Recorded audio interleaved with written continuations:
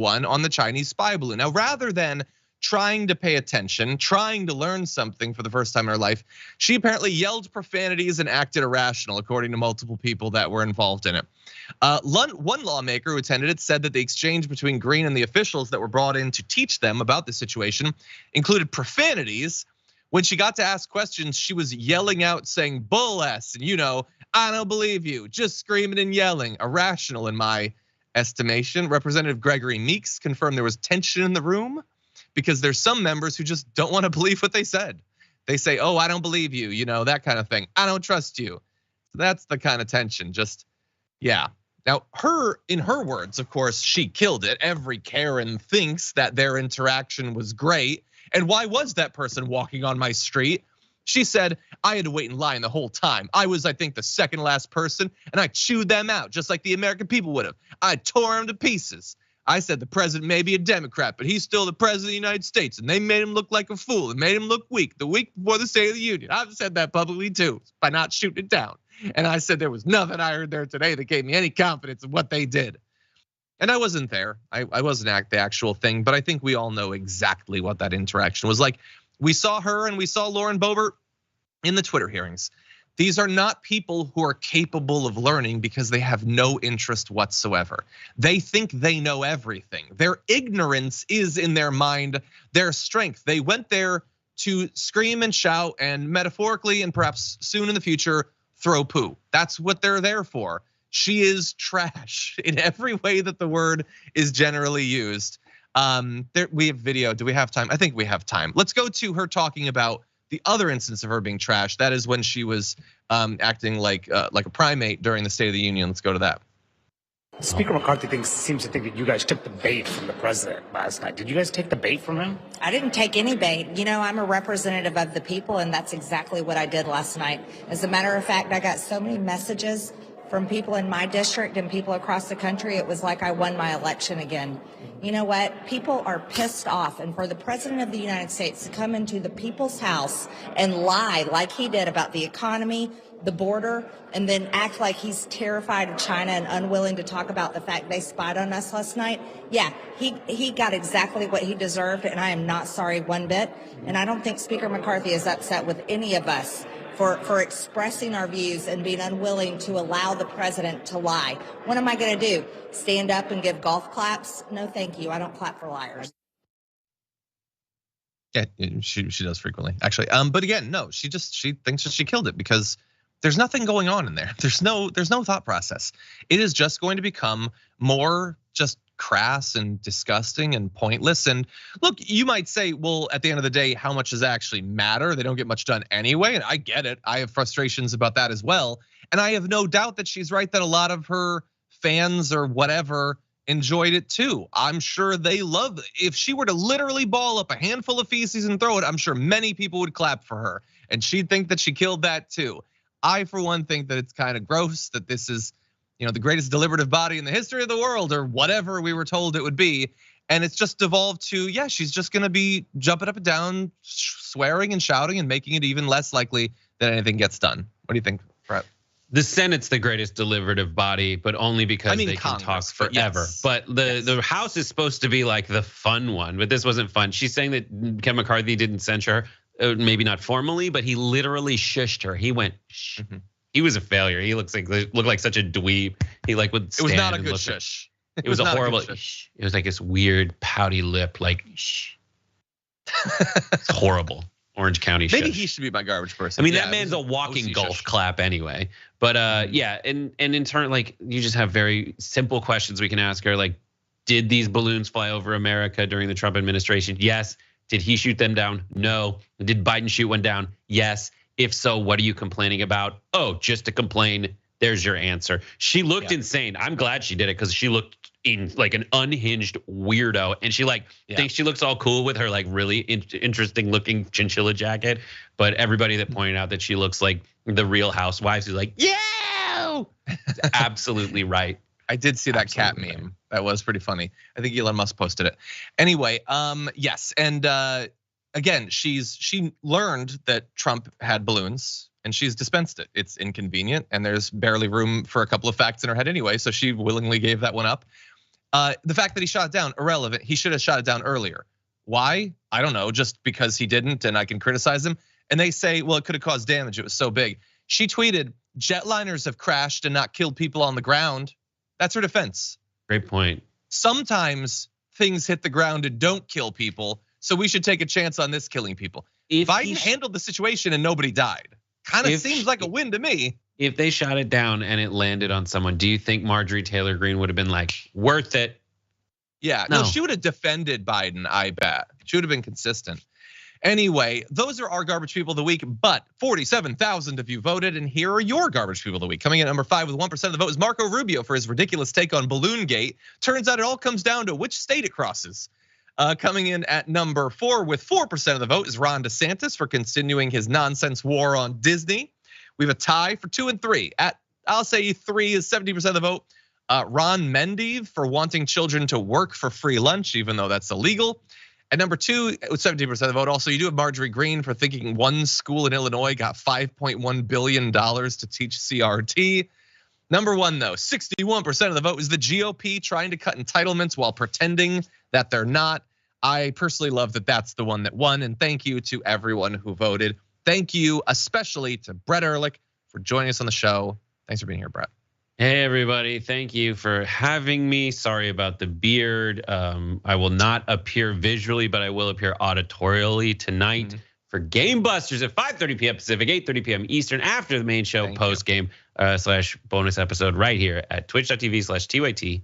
Check it out. Nice. I'm gonna be leading the first hour of the Young Turks later on today, so definitely stay tuned for that. You've got Indisputable coming up and Unbossed, and especially the Watch List in its new time slot in the hour leading up to the Young Turks. So definitely check that out. For now, though, stay safe out there, stay sane out there, and I'll see you soon.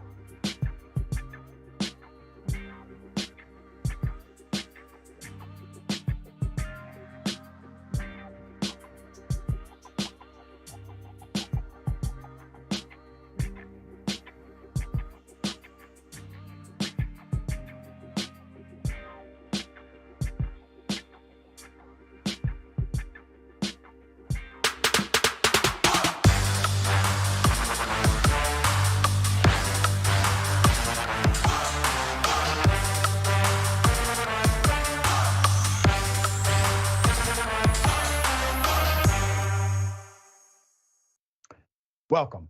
It's indisputable. I'm your host, Rashad Richey. Good to be with you. We have a lot on the agenda today. Breaking down news of the day with me, none other than Rayyvana.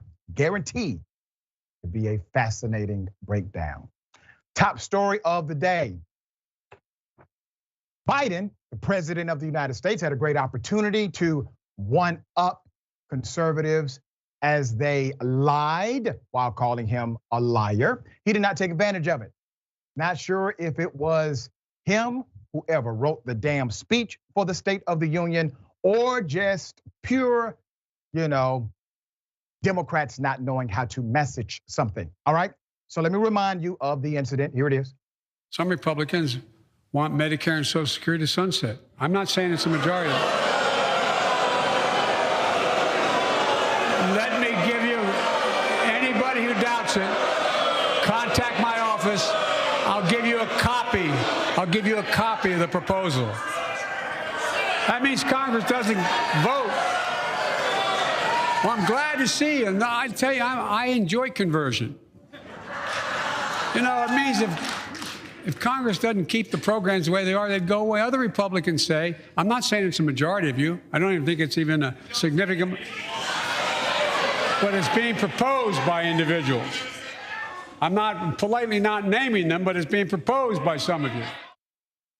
Politely not naming them, Mr. President. This is your opportunity to actually present an enemy.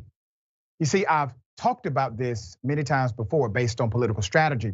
Republicans are masterful at making sure there's at least one, maybe two enemies every election cycle. The difference is their enemies are fictional. They make them up. Oh my goodness, we have undocumented immigrants selling drugs and doing all kinds of other things, they will say, for the sake of an election.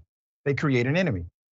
Well, Biden had an opportunity to clearly proclaim contrast between Republicans and Democrats as it relates to Medicare and Social Security. But he wanted to be polite. He said, if anybody wants to see the proposal, they could contact my office. I did. I requested the proposal. They have not sent it to me yet. So maybe it's only available to other members of Congress. So I had another member of Congress request the proposal. That member of Congress does not have it yet. Is there a proposal? Yes, I believe Biden is telling the truth. Are Republicans antithetical to the notion of Medicare and Social Security? Yes.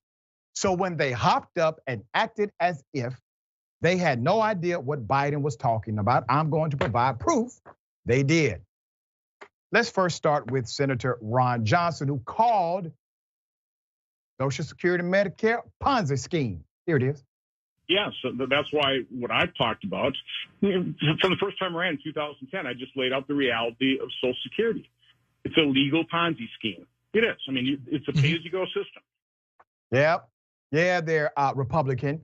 There's nothing attractive about a Ponzi scheme. That's how he characterized Social Security, Medicare. There's more. In that speech, Biden should have been prepared to say something like, I don't know, Congressman Michael Waltz said, and I quote, I agree with Jim Jordan that we are going to carve out woke policies out of the military. But if we really want to talk about the debt and spending, it's the entitlement programs. He was talking about Social Security, Medicare. Don't believe me?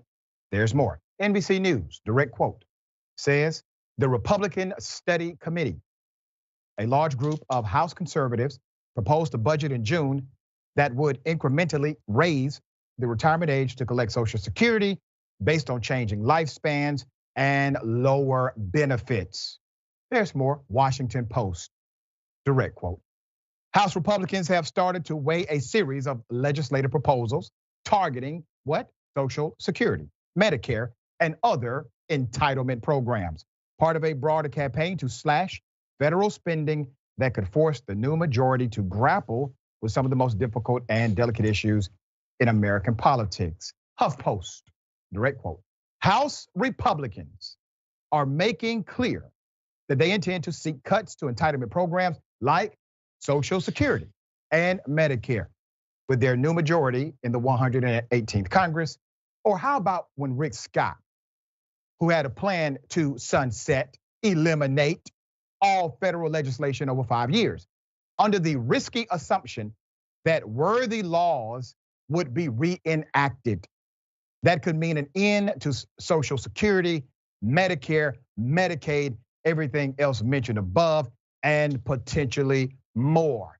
Now, if you don't believe Republicans do stand against Social Security and Medicare, how about Donald Trump's budget proposal? Let's put it up. In all 4 years of Donald Trump's presidency, his budget proposal included massive cuts to both Social Security and Medicare. Trump's fiscal year 2021 budget proposal called for a net cut of $480 billion from Medicare and $24 billion from Social Security program. How in the hell did President Biden not polarize every single Republican who acted as if they needed to clutch their pearl? Because Biden told the truth. Now listen, I'm an equal opportunity, put my foot up the ass person. If Biden is wrong, I tell you he's wrong. Trump wrong, I tell you he's wrong. If they happen to be right, I would tell you they are right. What you saw was the messaging strategy of the Republican Party at play. There are people who saw that moment and truly believe that Republicans are the ones who are for Medicare, Social Security, and that Biden somehow was just either A, making it up, or B, talking about maybe one, possibly two Republicans and nothing more. Hell, the way Biden even contextualized it, it made it seem as if this was not even a really big deal among the Republican Party. It is such a big deal that every single year, their Republican president proposed a budget, he cut money from the program. My dear sister, what are your thoughts here? Yeah, Joe Biden says he was trying to be polite, but I think he was being pathetic because there's absolutely nothing to lose and everything to be gained for defending Social Security and fighting to strengthen it. There's a reason why we saw all those Republicans hooting and hollering, why we saw Marjorie Taylor Greene jumping around in her Yeti jacket when he called them out for it. There's a reason why Social Security and Medicare are known as the third rail of American politics. They are the most popular federal programs in this country. So that's why Republicans were so offended that they might look like they are against Social Security, when in reality, they very much are against Social Security. And like, let's look at the age demographics of the average median Republican voter and the ages of which people are receiving Social Security. I mean, Joe Biden could have taken that opportunity to try to steal some Republican voters who benefit from Social Security and bring them to the Democratic Party. And instead, I think he floundered. It was a really wasted opportunity. But that being said, Social Security is an instrumental social program we have here in the United States. For so many elderly people, it's the difference between, having a place to live, being able to feed yourself, and being in abject poverty in this country. It is one of the few programs we have where we take care of our senior citizens, and those are the people who vote in our elections. Those are the people who are going to the polls. Those are the voters that he could have appealed to, but he just wasn't strong enough. And I genuinely do think it's not polite, it's pathetic. I concur. All right, we have more information. The white officer who later was accused of also being a catalyst to the death of Tyre Nichols. We got more information about him and the violence that he did on that night that contributed to the death of Mr. Nichols. Let's put the picture up full mass here. Remember, they tried to hide him. That is Hempfield, a document filed by the Memphis PD. Request for Officer Hempfield to be decertified. This is normative by the Peace Officer Standards and Training Commission. It's called POST. That document has given us more information than the police chief of Memphis.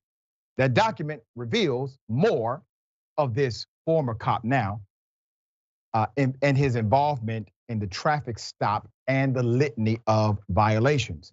But despite Henfield being fired for his conduct during that night, Henfield has still not been charged criminally. Not been charged criminally, okay? He's been charged departmentally, which is an administrative function, but the DA has not charged him criminally. On January 7th, investigators say Officer Henfield initially told them that Tyre Nichols was stopped for reckless driving at a high rate of speed, but then later told investigators he didn't actually see Nichols driving recklessly. All right, what is that? Obstruction of justice and lying on an official document, as well as violation of oath. There you go, 3 charges right there. There's more. He then let loose, as you see in the video, after Nichols was hauled out of the car. Remember that scene? Audio from Officer Henfield's body camera captured him yelling, "Get on the effing ground, finna tase your ass." That's him saying that, okay? Once again, not charged. As a matter of fact, we did not even know who he was in the beginning. They were hiding him. As reported previously, Henfield is also heard on body camera footage saying, "I hope they stomp his ass," after Nichols fled. He also said Nichols began fighting with officers after he was stopped and tried to grab his partner's gun. Video evidence shows this did not happen. Investigators say Henfield violated the department's truthfulness policy. Oh, that's what it is. So when a cop lies on an official document, it's just a violation of internal policy. He didn't tell the truth. He violated the truthfulness policy. You see, when a civilian lies to a cop, that's called obstruction of justice. It is a crime. When a cop lies to a cop, they say, "Oh, it's just a violation of our truthfulness policy." You all have a truthfulness policy? Really? Can I read it? All right, there's more. He also said Nichols was fighting the officers. None of that happened. Additionally, Henfield used a taser. Now, I'm gonna get to the violence here, okay? Why is he not charged? Officer Henfield used a taser on Nichols as he was fleeing in oncoming traffic. And the documents show he failed to retrieve a part of the taser that was missing. Both actions are against MPD's compliance with regulations policy. Investigators say Nichols showed no sign of violence toward Officer Henfield and say the former officer's behavior at the scene violated MPD's personal conduct policy. Well, when are they going to say it violated the law? Well, let me tell you what's happening here. Post-certification is the entity who basically empowers a cop to be a cop. It is your certification standard. Without that, you cannot have arrest powers in a particular state. Now, here's what's interesting. They know Henfield is dirty. They got to get rid of him. But for some reason, they're not willing to charge him criminally, which would have been the quicker route to get rid of him. The chief does not come out and tell us any of these details. The reason we know them is because in order to decertify this cat, they must present the basis for decertification. And in that presentation, these facts, these elements must be spelled out properly, or post can be subjected to lawsuit. So we are seeing the truth through an administrative division, not through the police department, nor through the DA's office. That is a problem. There's more. Documents also show Officer Henfield did not collect and tag a cell phone found in Nichols' car. The car and evidence were eventually towed to the city's impound lot. This violated MPD's inventory and processing recovered property policy. He also violated compliance with regulations policy by using personal handcuffs. Yeah, you heard me. The man, for whatever reason that day, decided to bring handcuffs that were not issued by the police department. There's more. Investigators say Hemphill had the chance to change his initial statement, but did not. He had a chance to change his initial statement. He also declined to give a statement at his hearing with MPD on the day he was terminated. Why is he not charged? Why is he not charged? The Memphis Police Association, however, did give a statement at Officer Hemphill's hearing and said they objected to having a hearing before the conclusion of the Tennessee Bureau of Investigation's investigation. There you have it. Now, you and I can clearly see a difference of treatment. Ben Crump called it out quite early. Not only was he involved in the interaction, he was part of the violence that night. And then he was part of the cover-up. Beyond being part of the cover-up, they clearly described a scenario where he was allowed to change his statement. They literally put this in writing and said, hey, we actually gave Hemphill the opportunity to change his statement. And he did not. Why has he not been charged? All right, just the thoughts here. Yeah, I mean, we can just look at the officers who were arrested and Hemphill, and yeah, there's a big difference there. All the officers arrested and charged are black officers. Hemphill was the only white officer who has yet to be charged. And the department can say, oh, he violated our truthfulness, policy within our department, but he also violated federal law and absolutely can be charged for that.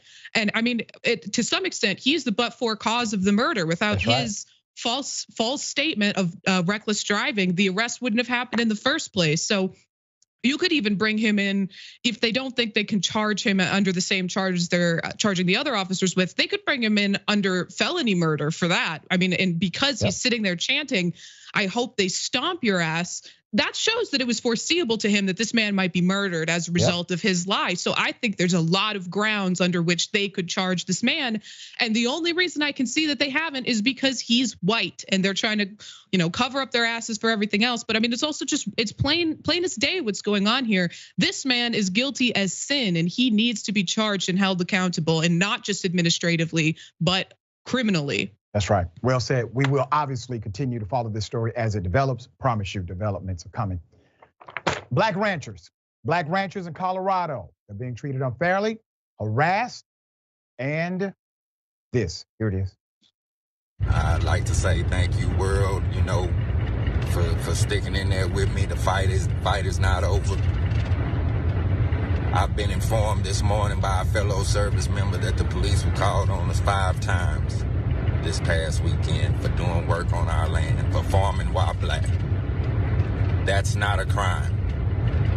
Elijah McClain would still be alive to this day if it wasn't for somebody calling and saying that a black man is walking down the street. That's not a crime. None of that is a crime.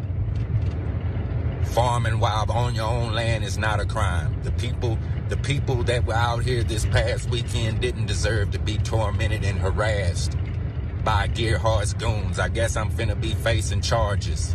New charges are finna be coming down the pipeline on me for being on my own land.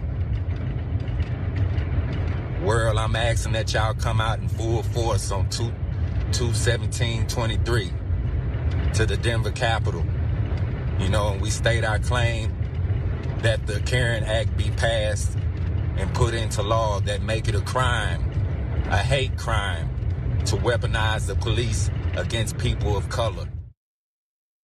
That is Mr. Mallory. Mr. Mallory was arrested for felony stalking. All right, he was arrested on Monday, February 6th. And the bond was set at $6,000. Let's go to the next video. Please make the call. Gerhardt's goons are at it again. Gerhardt's goons are at it again. Farming while black in America. There's Deputy Hancock there with El Paso County Sheriff's Department. That's the vehicle 8306. He has not provided any information as to whether there's anyone else in the vehicle at this time. State Patrol appears to be. Yes, sir. Thank you. Okay. Thank you. We're still live here, world. You want to talk with me? Yeah. We're still live. Flood the lines of the sheriff's department. Gerhardt and his goons must be fired. He needs a lie detector test. Drop the trailer and come on down. Let your followers know how you're doing right now. I'm not well, but okay. This is part of it. Mm-hmm. This is part of the hate crimes and the false accusations that Officer Gerhardt makes. That's right. And just so happened one of his goons are here, Hancock. Hancock is one of his goons? He's part he's part of the plot. But Cantrell is going to take care of you, correct? You'll be in your care the entire time. I'll be the only one. Only one. Yeah. You hear that, America? Courtney Wayne Mallory better come out of this unharmed. It's Black History Month and we still working. Put up Courtney and Nicole. Courtney and Nicole Mallory. They spent their savings to buy 1,000 acres of fertile ranch land in eastern El Paso County in a predominantly white and predominantly conservative community. Despite leaving the city to start their agricultural career and enjoy success during the pandemic, they also help feed people. They're good folks. They got hearts. But some white neighbors haven't smiled on their fortune since they raised a Black Lives Matter flag over their property, along with a Marine flag and a Christian flag. They say locals have terrorized them, their fences and property vandalized, spray painting the N-word. Their animals have been killed and mutilated. They say someone even poisoned their dog. We can't show all the photos of their maimed animals because they are too graphic, but we can show you these. Then a farmhand, Don Amaya, who stayed on the Mallory Ranch, was murdered in May 2021. Courtney Mallory told the Ark Republic that he was shot in the back of the head in a chicken coop found with his pants down. Courtney Mallory also said he thought the killer likely mistook the worker for himself. Here is what Nicole Mallory told the Ark Republic about the killing on her property. A direct quote says, Don's murder was a clear message. It was gruesome. It was heinous, the way he was murdered. The police haven't given us any information. Let's put up the reporter who broke this story. Remarkable individual. Dr. Kai Nyambi Shivers. Ms. Shivers is also an NYU professor and veteran journalist in the Black press. She also founded the Ark Republic. Direct quote. After I put the articles out, Mr. Mallory said they weren't sleeping. And Nicole Mallory said at that point, there was this slow procession of random white people slowly rolling by their property, which as a Black person, or if you know African-American history, that's one of the strategies of intimidation that is used to say, I'm watching you. Here is a photo of one of those white neighbors, according to the report, trying to intimidate Mallory's. Since criticizing the sheriff's or the sheriff's department for inaction on the killing of Amaya, the Mallory say they have also been harassed by a sheriff's deputy or deputies led by Deputy Emery Ray Gerhardt. They said Courtney Mallory's arrest on Monday is part of the sheriff's deputy's harassment campaign. Let's put the picture up of the El Paso County Sheriff, Joseph Roybal. His office issued this statement in response to the publicity around the case. Put that statement up. It reads in part, Within the last 2 years and through the end of January 2023, the El Paso County Sheriff's has investigated 19 different complaints filed by and or involving the individuals identified in the article against members of the Sheriff's Office. Each of these complaints were individually and thoroughly investigated. The El Paso County Sheriff's Office has also responded to over 170 calls for service that involved the individuals identified in the article. The El Paso County Sheriff's Office will provide the public with the legally releasable documents and records related to these complaints. The El Paso County Sheriff's Office believes that this information will prove, that it and its employees acted in an appropriate and professional manner in all their interactions with the individuals who are the subject of the article. Indisputable has requested the records. The sheriff says he will release. We will bring you that update as soon as we get it, all right? A GoFundMe, let's put it up. GoFundMe to finance a tighter security system around the Mallory's property is called Deputy Leading Assault to Steal Black Farmland. If you feel the unction, make sure you support that GoFundMe.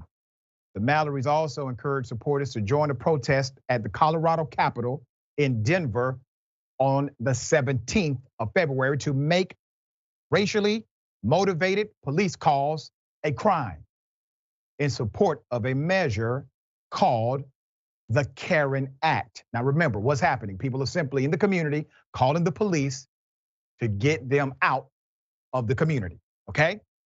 Legislation would help, but the irony is it is already against the law to misuse 911.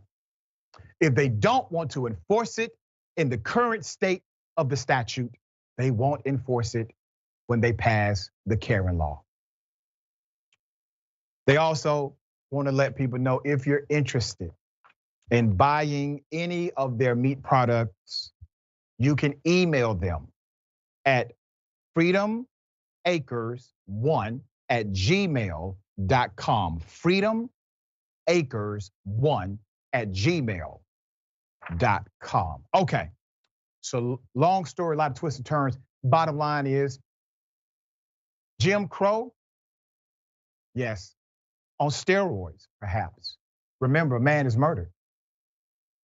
According to the victims of all of this assault and attack and surveillance, that murder may have been meant for the actual black male who continues to be harassed.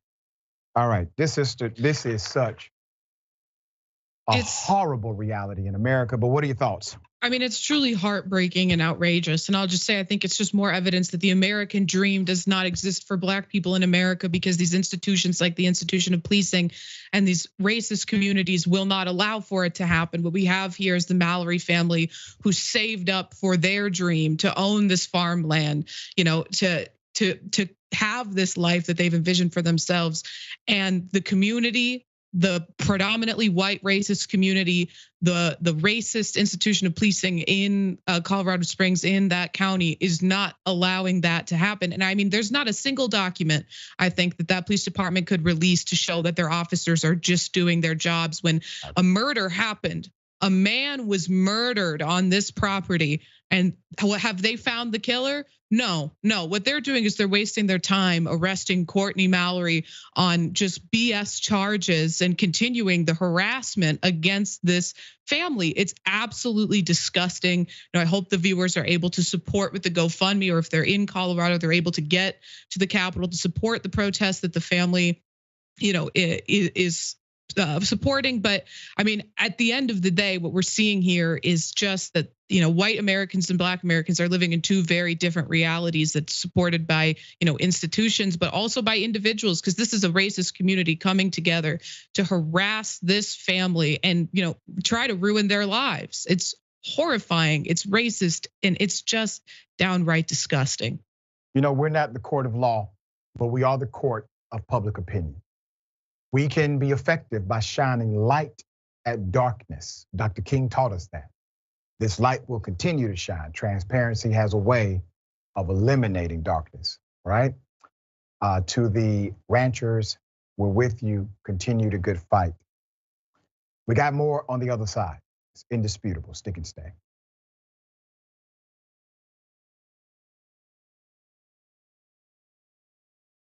You know what the progressive movement needs? It needs a little energy, a little pizzazz, maybe a little caffeine. Oh, coffee. But what if it was Too Strong Coffee?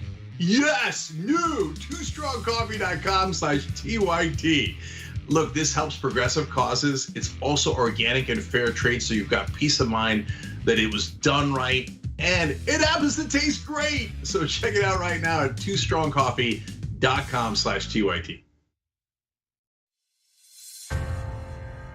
300 million is a pretty good number, Well, that's the size of the US population. You know what our next target is?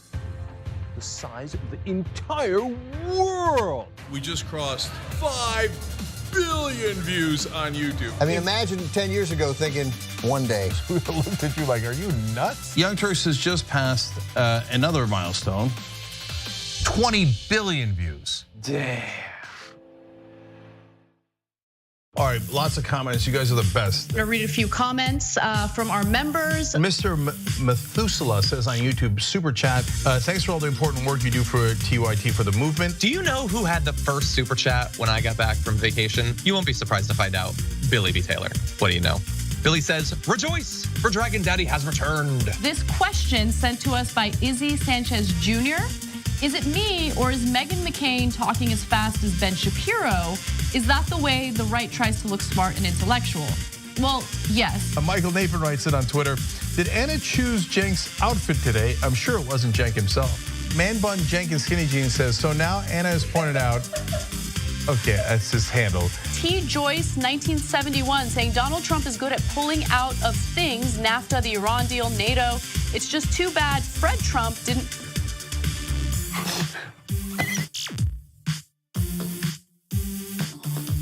Here at the Young Turks, we do our best to bring you the most essential news stories of the day, but we can't cover everything in a 2-hour show.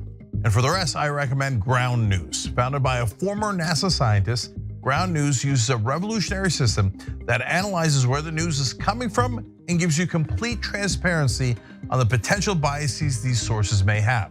That way, you can read between the lines of media bias and break free from the corporate media agenda.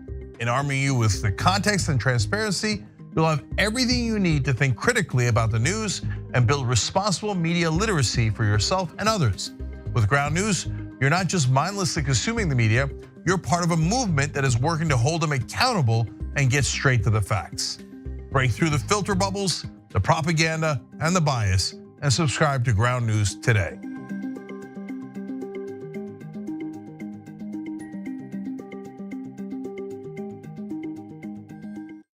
Here's what we do.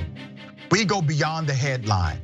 We are willing to engage in transparent conversations with those who do not think like me. We also make sure that you know what's happening not only nationally, but in your local area. Make sure you tune in to Indisputable with Dr. Rashad Richey, Monday through Friday, 2:30 p.m. Eastern Time, 11:30 a.m. Pacific Time. Cool news, shoptyt.com now has books. There's a whole bunch of books there. You're gonna be shocked to find out that they're largely progressive. Of course! Ryan Grimm's book, We've Got People, is there. It's a fantastic story from Jesse Jackson to Bernie Sanders to AOC that explains the progressive movement probably better than any book I've ever read. Speaking of awesome books, my dad's got a book out called The Original Young Turk, where he goes from the poorest olive farmer you ever met in your life to living the American dream.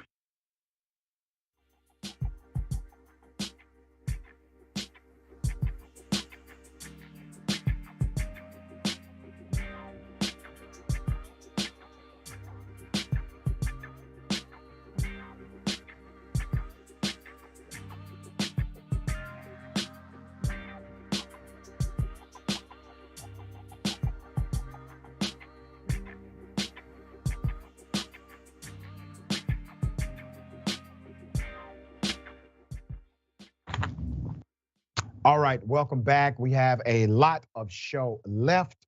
Let me do this. I want to read a couple of comments. Kind of pressed for time, cannot read them all, but we'll read as many as I can. Okay. Don't forget J.R. Jackson, a new time happening now. I'm pulling up my comments. Give me a second. I apologize for the delay. All right, J.R. Jackson. All right, that's happening, 5:30. Make sure you tune in. You can always subscribe on the YouTube page, the watch list. 5:30, 5 p.m. Eastern time, 2 p.m. Pacific time. YouTube.com/watchlist TYT is how you subscribe. Make sure you do that. All right. Mickey C. the Silverhead Dragon says the only thing scheme about SOCSEC is that it's yet another tax break for the wealthy. Okay, Social Security. The $160,000 cap should be removed. Agreed. The middle class and poor pay too much larger percentage of their income than millionaires. That's right. All right. Tyler Hackner, thank you for that. He did name the names the next day, though. I know he did. Who cared? Right? The moment was the moment. The eyes were the eyes. The eyes were there at that time, is my point. All right. But yeah, he did name them the next day. Aurora Transparency, Colorado police are all out of control. Denver threw me into a wall 10 days ago for filming the police. I'm sorry to hear that. If you have video, some commentary about it, or even if you filed a report, make sure you contact us at indisputable@TYT. We want to highlight your story, okay? All right. And Jax Drax about the Nichols murder. He hasn't been charged because cops in the justice system care more about protecting bad cops than innocent citizens. It's a damn shame, isn't it? All right, got something for you. Ladies and gentlemen, I wish you Karen would. You want to call the police on him for having a barbecue on a Sunday. I feel free! Back off! I'm going to tell them there's an African-American man threatening my life. Didn't think this would happen to me.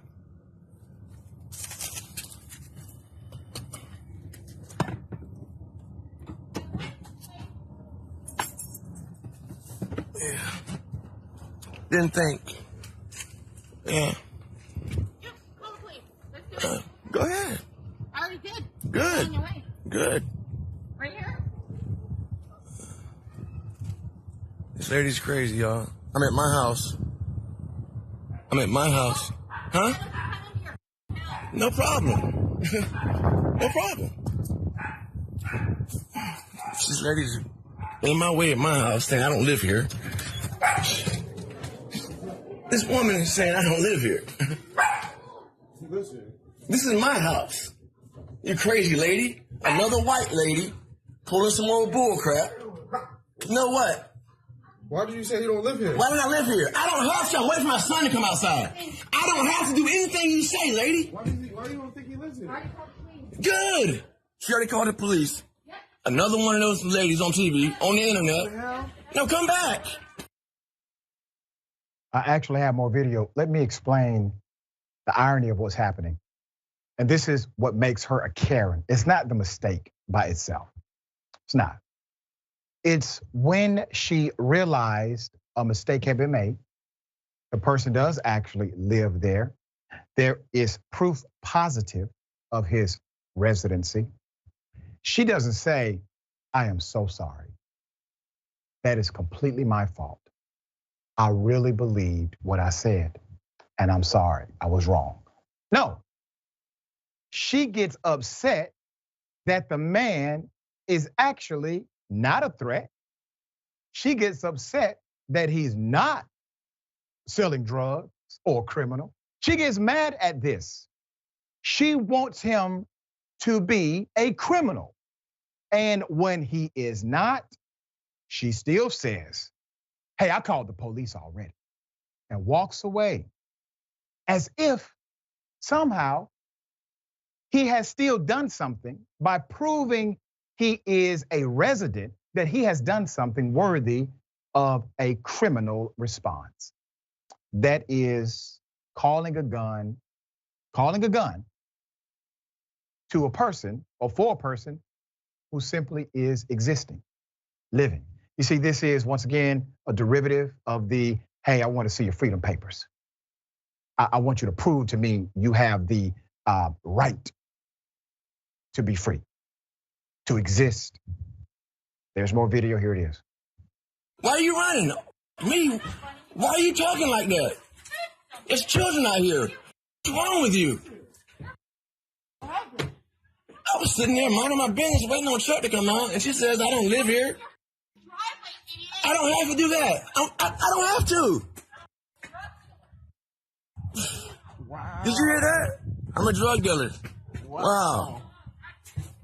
Amazing. You see this stuff on the internet all the time, but you never think it's gonna happen to you at your own house. But there it is. There it is. Wow. That's amazing. She wanted to block the door and everything, man.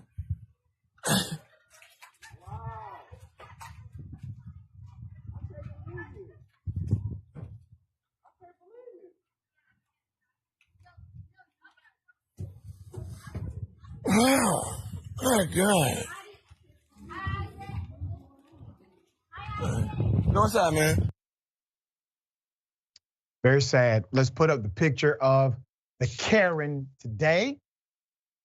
We don't have many details about who this person is, but I will say this. Madam, I hope you learned a significant lesson.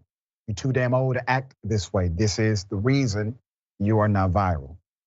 You're viral because of your own inability to embrace humanity as humanity presents. The one constant in nature, the one constant is variation. All of us are different. Everything nature produces is different. Instead of enjoying the beauty of our differences, you rather engage in actions to show you are intolerable to nature itself. All right, Rayyvana, thoughts here. I think there's something really insidious about her smirk as she walks away and says, I already called the police, because she knows what that means. And she knows that it doesn't matter that he lives there at that point, because the police won't, in a lot of instances, it won't matter to them. And it doesn't mean that they won't shoot a black man in America, for sitting in his own car or being in his own house. That doesn't change the fact that she called a gun to that situation. And she knows that she was wrong, but she's still a little bit snotty about it at the end, because she knows that she's already done the damage, and that it still might go the way that she intended it to go when she called the police in the first place, which is just horrifyingly disgusting. It's also really sad to hear him say, you see this stuff happen on the internet, but you never think it's going to happen to you, because it's such a reality in America now that Karens will call the police on black men and black women, black children who are just minding their own business, and they'll call a gun into the situation to escalate it, and in some cases, make it become deadly. Yep. All right. Anti-Karens unite. You're screaming at employees at Walmart. Get out of here. Not racist. Yes, it is. No, it's not. The United States doesn't have an official language, jackass.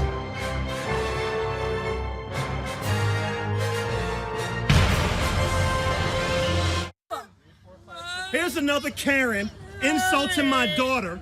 Coming out here, my daughter's been coming here watering plants for 3 weeks while they're out of town. You don't know them. You insulted my child. We live in a neighborhood. Karen, welcome to the internet, Karen. Got little girls crying. Welcome to the internet, Karen. The new Karen. Welcome to the neighborhood, Karen. I need a name. I've lived here. You don't need a name. You need to get away. You need to go somewhere. If you don't know, you need to go somewhere, Karen. Out here making little girls cry for watering plants at a friend of ours' house, and you're the new Karen. You need to go somewhere, Karen. Welcome to the internet, Karen. Welcome to the internet. Making little girls cry for watering flowers. The new Karen, welcome. Just come over. She's still sitting here on my property. First of all, how are you insulting these kids? Obviously, you must have stepped on the property. I don't know what's going on with her, but she seems drunk, and she's still standing here on my property. We got the girls crying. have all these little girls crying. Welcome to the neighborhood, Karen. Something just don't smell right with me. Well, you don't smell right. You don't smell right, Karen. You can't handle your control right now. You don't smell right, Karen. You can't handle your control right now. Okay, Karen. See you later, Karen. Right here. Please do stay here. Right here. Go handle the kids. They live here. You're too busy on phones. They're watering the plants like they're supposed to, Karen. This is actually a throwback, Karen. I highlight it because one, sometimes you simply have to be the anti-Karen who shames the Karen into retreat. And two, we recently had a story. It was actually an exclusive, indisputable report of a black pastor in Alabama who watered his neighbor's plants at the request of his neighbors who were out of town. He's watering the plants. A neighbor calls the police. Police come. Neighbor comes out and says, "Oh my goodness, I made a mistake." No, I know him. That's the Reverend. He's a neighbor. Police say, "Well, he's misbehaving. We're going to still arrest him." So you have a scenario of children watering a neighbor's plant, and the Karen harasses them. And then you have a black pastor in Alabama watering his neighbor's plants. A Karen calls the police, and the police, they decide to do the rest. Thoughts, Rayyvana? Yeah, I mean, these Karens really love to use dehumanizing language, particularly about black people, black men. But I mean, for the love of God, it's these white women out here who are acting like animals, because even in her worst case scenario of what the situation was, a child is watering someone's flowers. I mean, what's the harm that's being done there, for the love of God? Even in her version of events in her mind, there is absolutely zero harm. And she just took it upon herself to go harass these children to tears, and it's despicable. And then the audacity of her to stay there and talk back to the anti-Karen and be snarky and rude and say, "I can stand wherever I want," knowing that she just caused these little girls to cry and to be sad, and she doesn't seem to care about it at all. Just completely devoid of empathy, compassion, just this inability to see humanity in other people.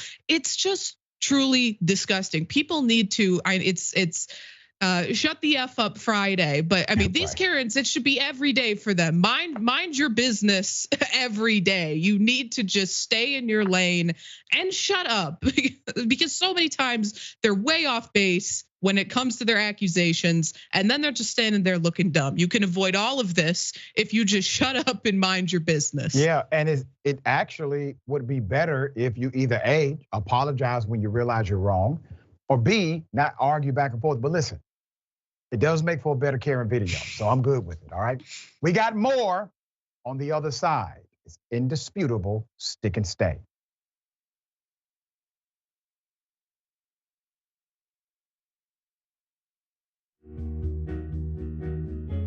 Our audience has given us everything, so we couldn't be more connected. When we first started, people would start giving us directions and say, "Okay, the mics are too large, move them, turn them into lav mics." I mean, they were incredible. And then one guy walked in and gave us a really expensive switcher and said, "You guys need this," and walked out. Okay, it's amazing. They helped us build a studio. They did a $2 million funding campaign for us, and so they really are us. We do this show together to the point where some of our hosts are even former listeners. So when we say that the audience is part of TYT, we really mean it. I think what the audience also appreciates is especially if they're members, they really get an inside look into who we are, our personal lives, what drives and motivates us.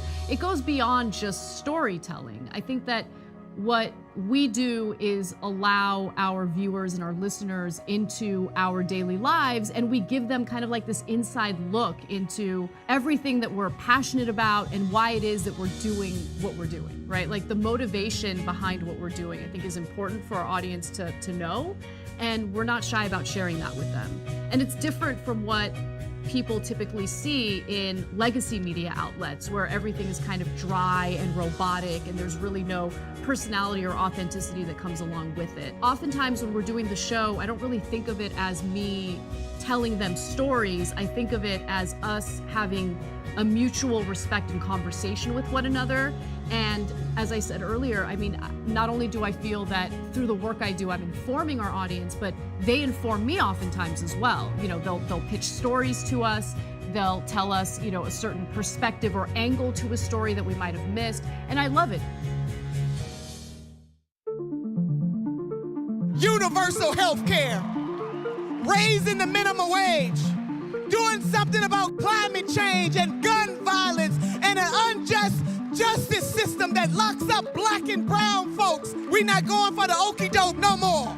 I think Nina Turner is the leader of the progressive movement right now. It is absolutely a sin and a shame to be in the 21st century in America and having people who are elected to office not only try to separate us, but also use public policy to make it harder to vote. The questions that we get asked is what you just, how you gonna pay for it? I said, oh, we gonna pay for it the same way we pay for the tax cuts. That's how we gonna pay for it. We gonna pay for it in the same way that we give military industrial complex contractors. That's how we gonna pay for it. If standing up for a universal health care or Medicare for all is wrong, Jink, I don't want to be right. If believing that working people deserve to have paid family and medical leave is wrong, I don't want to be right. If wanting everyday people of this nation to live a good life is wrong, then I don't want to be right. We are being tested whether we have courage enough, conviction enough, people power enough to stand up and do what is right for ourselves and generations yet unborn. I'm Nina Turner,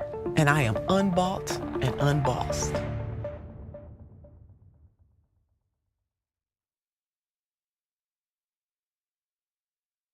Hi, I'm Bartholomew Joseph Kyle. I do audio for the main show, The Young Turks. I also do audio for Post Game. I started in 2006. I met Cenk Uygur at the Iraq for Sale screening that was directed by Robert Greenwald. And watching that, I want to figure out a way to be part of something that's genuine and authentic.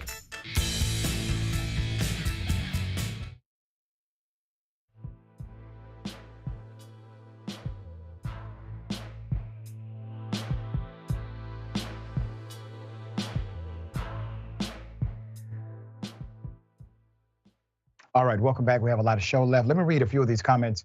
Old Jam says they really think they can just call the cops on us whenever we're somewhere we don't belong, as if we exclusively have to exist in the gutters. Black on the ranch, ? Suspicious. Black in the ghetto, ? Suspicious. Yep. Tyler Hackner, thank you, Tyler. So tired of these noisy, entitled Karens. Hate it. Yeah, it's reality we all have to face. That's why we do the work we do here. Hopefully changing the narrative, all right? Okay, cops shot 30 times. 30 times in one vehicle. The man posed no threat to anyone. He is alive. Here's the video.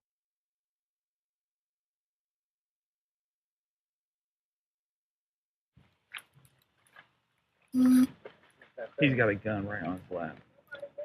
He's got a gun right on his lap. Do you want me to go to try to open this door and grab it? It's locked. All right, let's go ahead and wake him up. I'm gonna stand right here. Chandler, if he draws on that gun or does anything, Yeah. yell. Yeah.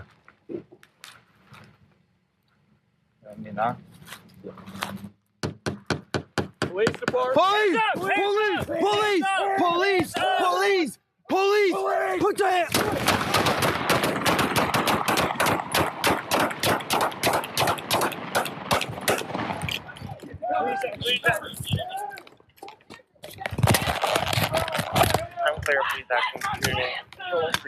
Get on the ground! Get on the ground! Get on the ground! Get on the ground! Get on the ground! Get on the ground, baby. Okay, that's my Holy crap. Couple. That's my grandson. Where you hit, man? Guys, hold on. You guys gotta get me up. Right, here, let's go. Hey, get my medikit. I'm Hey, so Grandma, sorry, it's okay, baby. Grandma. Why It's come okay. Because I didn't want to wake you guys up. Oh. You guys gotta get me out of these guys. He posed no threat. He was at his grandmother's house. He was waiting in the car because he didn't want to wake them up. It was late. Grandmother may have been asleep. The grandmother's torn up because she's the one that called the police, thinking police come to help. She was unsure, but even in her call, she indicated it could be my family. Put up the picture full mass here. The police are destroying families in more ways than one.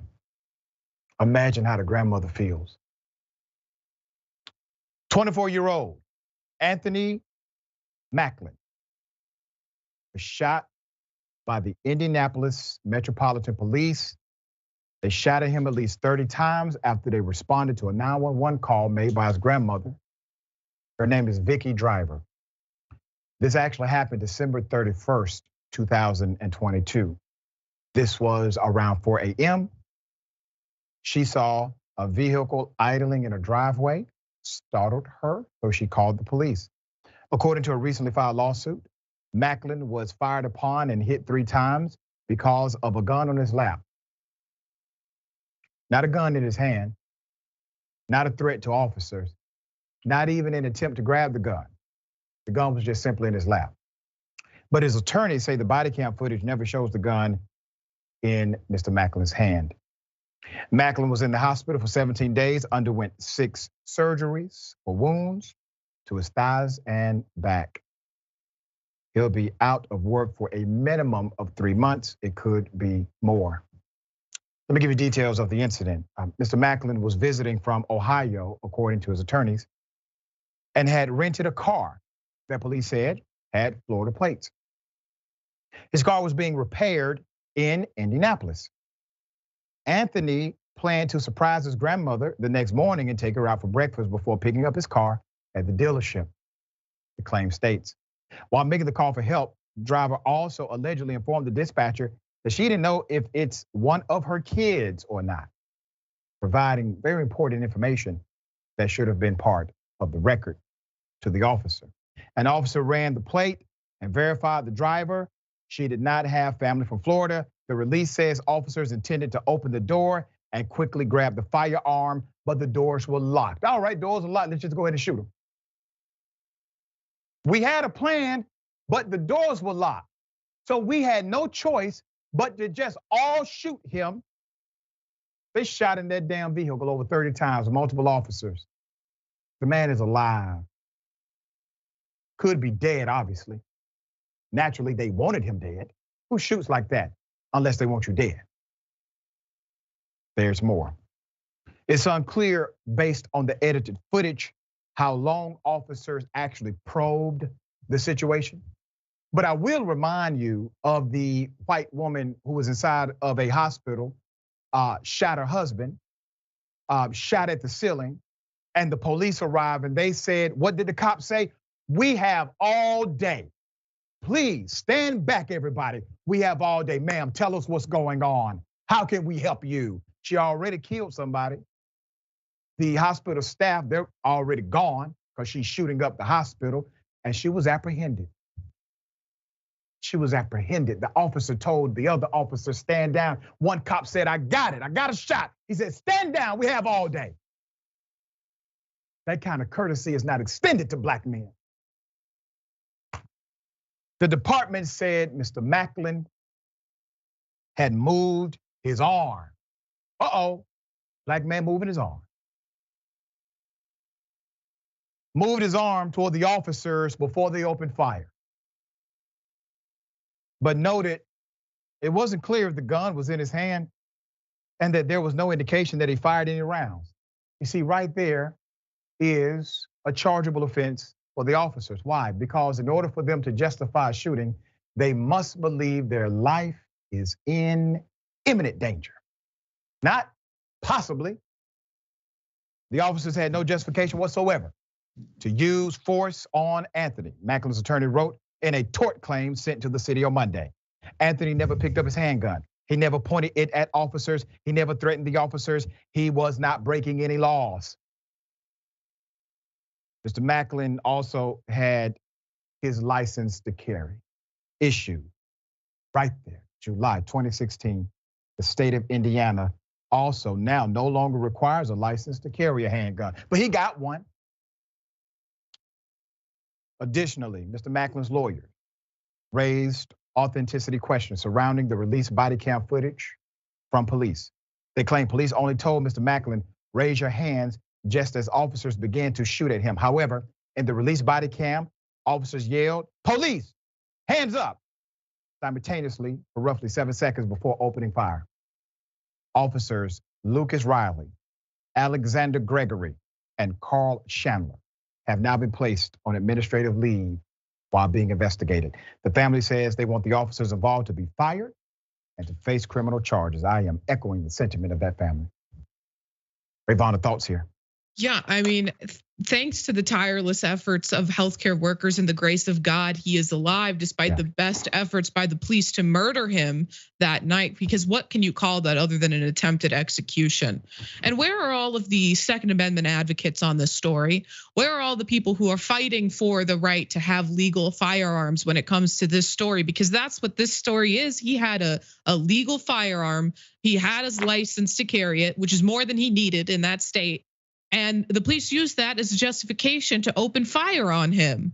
I mean, the people who claim that they care so much about these issues seem to conveniently not care about them anymore when it's a black man exercising his Second Amendment right. It's disgusting, and this man deserves justice. And I mean, just the moments when the grandmother recognizes it's the grandson, she's trying to tell the police, and they're still screaming at him. They're still handcuffing him when it's clear he needs medical attention.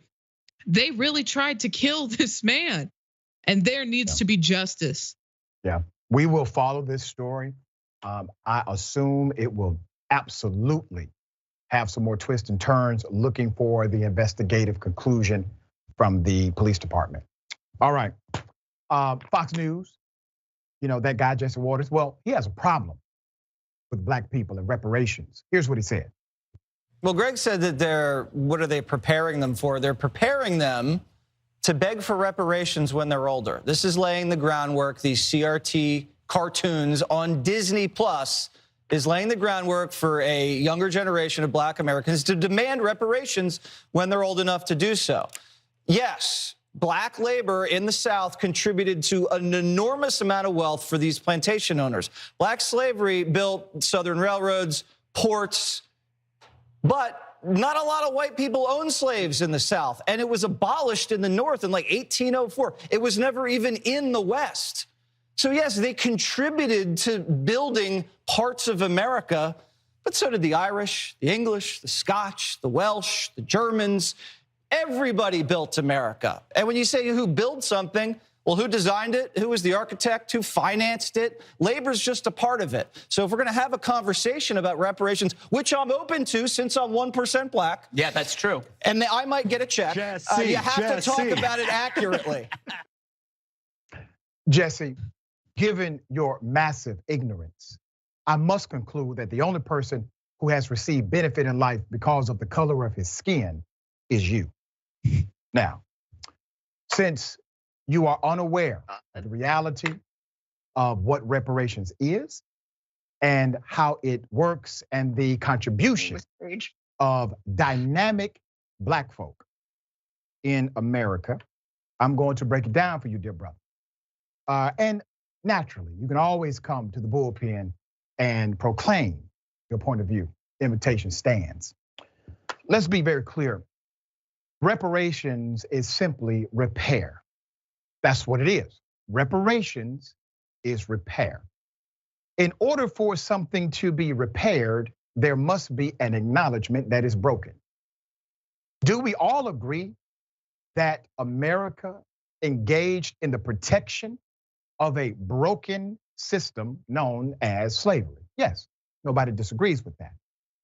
Do we all agree that slavery contributed to the massive wealth generation of white folk, while at the same time denying that generational wealth for the black workers, the enslaved men and women. Yes, we agree to that.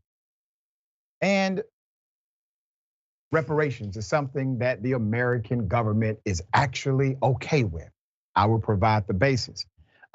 First of all, you don't think it's ironic, Jesse, that slave masters, plantation owners receive reparations? April 16, 1862. President Abraham Lincoln signed a bill emancipating enslaved people in Washington, the end of the long struggle. But to ease the pain of the white male corrupt slave owner, the District of Columbia Emancipation Act paid those loyal to the Union up to $300 for every enslaved person they freed. That's right. Slave owners got reparations. Enslaved African Americans got nothing for their generations of stolen bodies, snatched children, and expropriated labor, other than their mere release from the legal bondage. After World War II, let me remind you of this, reparations again. Congress created the Indian Claims Commission. What was that for? To pay compensation to any federally recognized tribe or land that had been seized by the United States. The results were disappointing for Native Americans. The commission paid out about $1.3 billion, the equivalent of less than $1,000 for each Native American in the United States at the time the commission dissolved in 1978. So America is actually okay with reparations even when they do it wrong. They have done it. What about for the Japanese?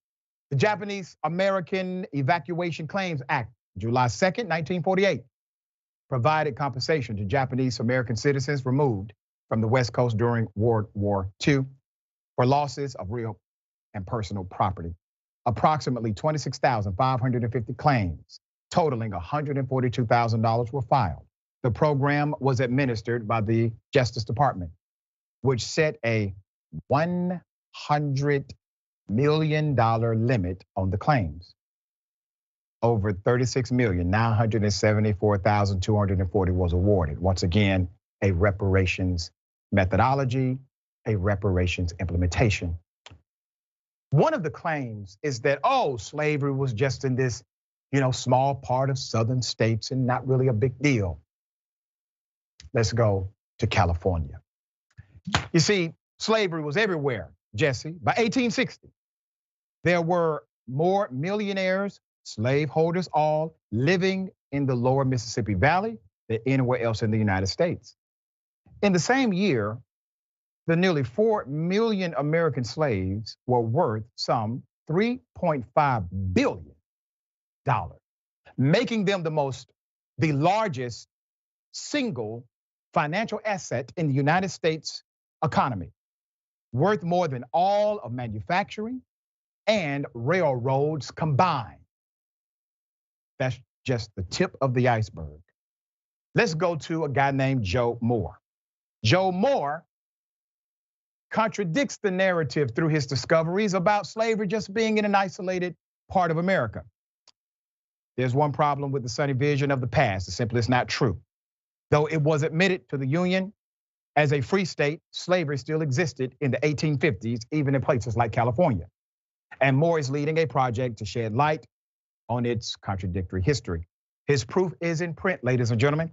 In an 1852 ad announcing the public auction of a black man valued at $300, newspaper accounts of fugitive slaves who were arrested and county records certifying slaves bought their freedom from their owners, all in California. Moore and a team of researchers have uncovered these and other often overlooked pieces of California's past after months of digging through the archives of museums, historical societies, and libraries across the state. Jesse, America is not against reparation. You're not against reparation. You're just against reparations for black folk. But it's coming. And listen, we're decent. We're gonna give you your fair share. You will get your 1%. All right, thoughts, dear sister. Yeah, I mean, I think Jesse Waters is really, making a hard play to be the most ignorant person at Fox News. And that's difficult considering how stiff the competition is over there. Right. But, you mentioned, so much of the history of America that slavery was not just contained in these small bubbles in the South. And I think, something that's really indicative of that is things like the Fugitive Slave Act, which show that all the states played a role in returning slaves who escaped their slavery back to their slave owners. That wasn't just happening in the South. That was requiring all the states, even places where slavery was outlawed, to participate in the institution of slavery. And there's something so insidious about his language of just black labor, without including the word forced labor, slave labor, and then him trying to include Irish people, which I'm assuming was his attempt to bring in indentured servitude. And I'll just say this as someone who has Irish heritage to all my fellow Irish Americans: shut up. Indentured servitude was nowhere near the evil that was chattel slavery in this country. To try to pretend that they're even remotely comparable is disingenuous at best and downright disgusting at worst, because they were not. It's not like people who were chattel slaves, black people in America, could buy their freedom, which is something that indentured servants could do. Their children were not born into servitude, which was the case for chattel slaves. And the institution of indentured slavery ended significantly earlier than did the institution of chattel slavery. So to try to make that comparison, Jesse Waters, you're disgusting. All right, well said. Okay, listen, a reporter gets arrested, all right? Gets arrested for reporting. The governor, a Republican, says that was wrong. The police say it was right. Let me take you to the video, here it is. Just stunning video. Our NewsNation correspondent Evan Lambert being arrested in Ohio while reporting at a news conference. Yes, he was there when he was asked to stop reporting during the time where the governor was speaking. Then law enforcement came up to him. You can see him speaking to them. It looks like the situation was becoming more tense. And then he was taken outside of the gymnasium where that news conference was being held and taken to jail. The police are out of damn control. Put up the picture full mass here. Let me give you a little bit of background to this insanity that you just witnessed. Lambert was in the East Palestine city covering the derailment of a train that forced the evacuation of over 5,000 residents. People need to know what the hell is going on, okay? You had toxic chemicals, you had a lot of moving pieces. Lambert has been released from custody and has been charged with criminal trespass and disorderly conduct. Let's put up the governor, all right? Ohio Governor Mike DeWine, who's a Republican, by the way, said at a press conference, he condemned the arrest. He said, no, this is not what I wanted. I didn't sign off on this. He called it wrong and insisted that he was sorry that it happened and that Lambert had every right to cover what he was covering. He also said, I'm certainly very, very sorry that happened. I don't have all the facts, but he or she or whoever was arrested had every right to be there. The governor, the Republican governor said. So after the governor says that was wrong, who then contradicts the governor? The damn police. Police are out of control. Put his picture up. J.C. Brown III, the chief of police, claimed that the live reporting of Mr. Lambert was just too loud. And two troopers went back and advised him to stop the live coverage in an effort to ensure that all members of the media were getting the necessary safety information. Lambert was told that he needed to leave the gymnasium because at that point in time, the situation evolved into a physical confrontation and required law enforcement intervention. Literally, the police are the only ones that caused a disruption. Why don't you lock your own asses up? Everyone there agreed there was no disruption until you got involved. The governor says something, and the chief of police comes out against the governor to justify an arrest that even the Republican governor knew was wrong. They are out of control. Rayyvana, thoughts? Yeah, I mean, right wingers want you to believe that the biggest threat to your First Amendment rights is woke things on TV or cancel culture. But in reality, the biggest threat to your First Amendment rights are the police. In this case, we saw the police, punish this reporter for doing his job, and then they'll double down, they'll triple down, they'll quadruple down on their bad behavior before they would ever admit to doing something wrong, even when the governor is not on their side. It doesn't matter. They'll continue to defend themselves in their heinous actions. And I'm glad that we're covering this story because freedom of the press is really important. And this is, it is in effect going to intimidate these reporters from covering the news when they're afraid that the police are going to become, as you so well put it, out of control and try to prevent them from doing so. Yeah, well said. Democracy requires a free press. My dear sister, tell people how they can follow you, check out your great work. Yeah, absolutely. Everybody can see my videos for Rebel HQ on YouTube and Facebook every weekday, and you can get updates on that on my Twitter at RayyvanaTTV. Thanks so much for having me on. Always a pleasure. All right, the bullpen is next. Stick and stay.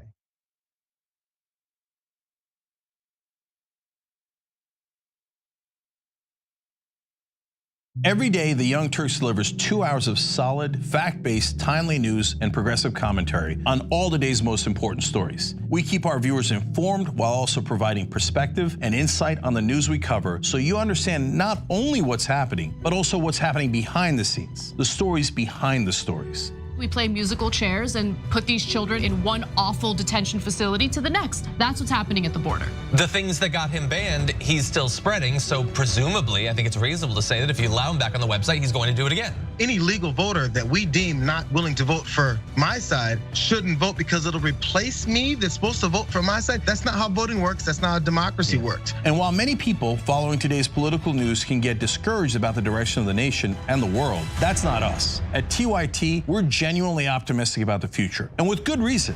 Today, wide majorities of Americans agree with our progressive stances on issues ranging from healthcare and education to climate, immigration, and wages. The rising generation of young people are also overwhelmingly progressive in their political beliefs and policy objectives, and they're increasingly flexing their muscle as voters and activists to demand change from our elected officials. The traditional mainstream media is mostly AWOL. They, along with the government and many other cherished institutions, have been captured by corporate interests. Audiences sense that they're not getting the whole story or even the truth from once trusted outlets, whether broadcast and cable TV news networks or national newspapers and magazines. The antidote is the Young Turks. Unlike mainstream corporate outlets, we're not beholden to corporate advertisers, to defense contractors, to Wall Street, or to Big Pharma, and we don't carry water for the Republican or Democratic parties. So watch us Monday through Friday at 6 p.m. Eastern, 3 p.m. Pacific, and join the thousands of progressives around the globe who tune in every day for TYT's unmatched, award-winning content and see what it's like to experience a news organization that only answers to you.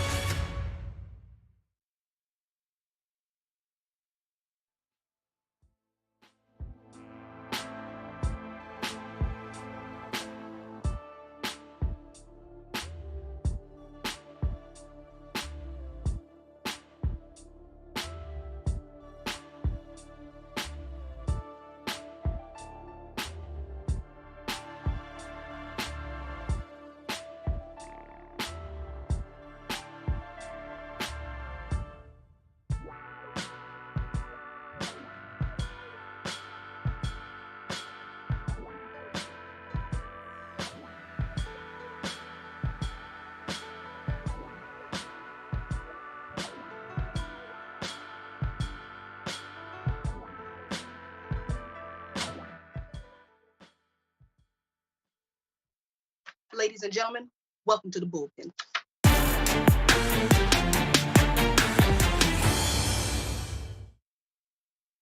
Yeah, I told y'all I was gonna bring her on the program.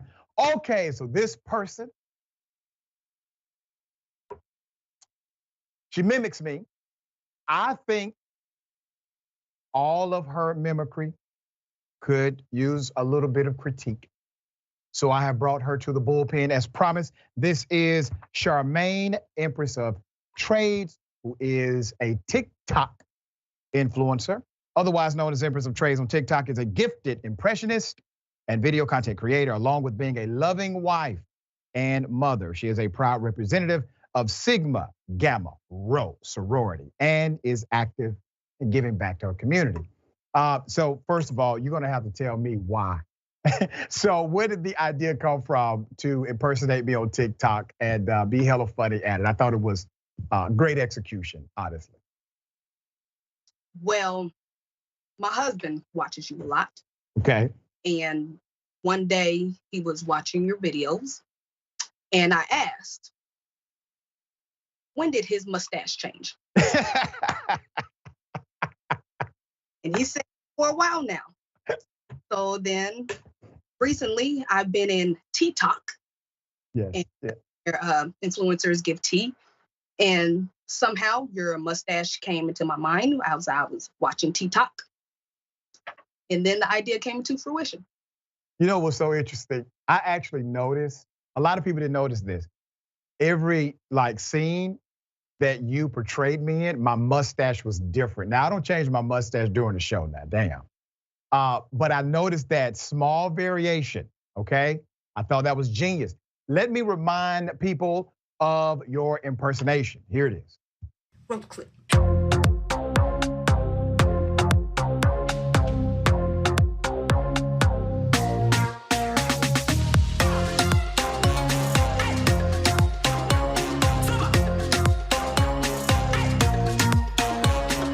More on this story from the Jolly Good Ginger. That's probably how I would say it if I had the Jolly Good Ginger as a source. All right. Where did this come from? Your ability to impersonate and your willingness to make other people smile and feel good through this particular art? Well, I would have to say that comes from my mother.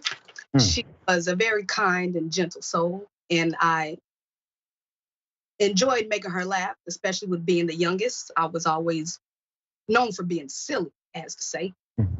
And it brings great joy to me to bring joy to others. There it is. There it is. All right. How long have you been doing this? TikTok since COVID started, trying to make others smile, almost my whole life. Okay. Tell us about your family. All right. So we know that your husband is a fan of the program. You were at least halfway interested in my mustache. That's how you got involved. So tell us about your family. Well, my husband, he is a member of Kappa Alpha Psi fraternity, an advisor on campus and gives back to the community as well. Nice. We both work at the same facility. And my son, he will be 5 in June. He has a very interesting imagination, just like myself. Okay, all right. And when you say interesting imagination, tell us a little bit about that. Unpack that for me. For example, every day he's in a different animal. Mostly he likes dinosaurs. So if you don't address him as whatever animal he is, he would not respond. I think that's a great imagination. You know, strong imagination is an indication of intellect. You know that, early age, strong indication of intellect. All right, so here's what I want you to do, Charmaine. I want you to let people know how they can follow you, check out your work on TikTok, enjoy all of your permeations of impersonations. You can follow me on TikTok as Empress of Trades, on Instagram and on Snapchat as ANK_VIP. All right, and I will say this, you all right, sometimes I will give the tea. You're absolutely correct. If there's a story that is worth highlighting, and sometimes it's a little tea involved, I don't mind breaking the tea too. So I'm glad you picked up on that as well.